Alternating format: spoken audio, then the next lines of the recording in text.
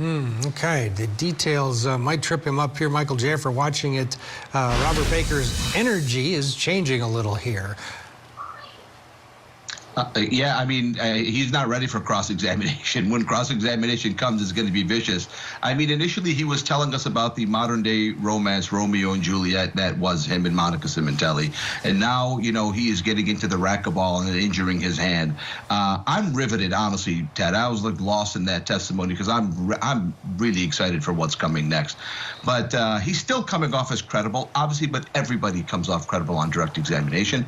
The questions are choreographed, but the purpose of cross-examination is to peel back all these layers. We're going to see the inner side of the Romeo and Juliet story of Monica Cimintelli and Robert Baker before he murdered her husband. After having lots of time, we found out, to think about it. Austin, you know, decided not to do it in the initial round, and I just learned that with his testimony. So it's going to be riveting, man. It's already riveting. So we'll see what happens. Do you think they're being too detailed in terms of the defense? Because that leaves a lot open for cross-examination. I was thinking about it, Julia, because he's getting a little bit tripped up with the direct examination. I also saw Monica Cimintelli get a little nervous when he asked Robert Baker, you know, were you stalking her? What does that mean? And so, I mean, yeah, he's definitely getting tripped up. He's still coming off as credible, but it's still direct examination. So we'll see what happens. More Robert Baker on the other side of this break. Michael Jaafar, thank you for your analysis this hour. Let's ask someone who can look right through this and tell us the truth. Michael Jaafar, big case Mike on a Friday. What do you think? Is Robert Baker going to save Monica one more time on the witness stand?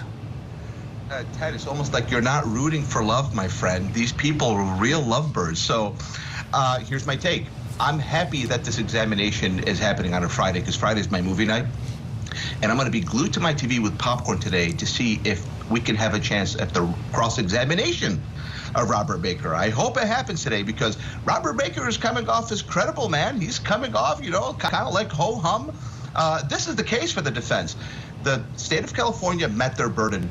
51 witnesses, 29 days, they've met their burden. Now this is it, Robert Baker, right? What's going to happen? So I've been preparing my puns to come on the show with you, Ted, and here's my pun for the day. The state of California, it's not enough for them to cross-examine Robert Baker. They're going to have to cross-execute him.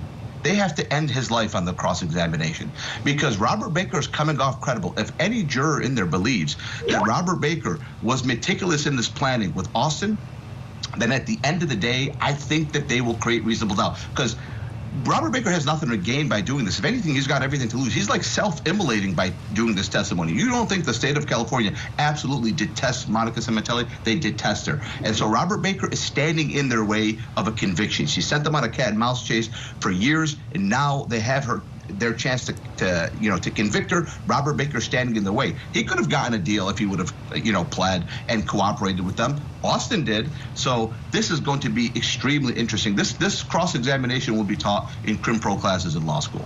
I find it interesting, Michael, did you say he's coming across credible? Because he does seem very laid back. He's not trying to come up with answers, it doesn't seem. He doesn't feel coached. He's just telling it like it is. We'll see what happens. Michael, stand by.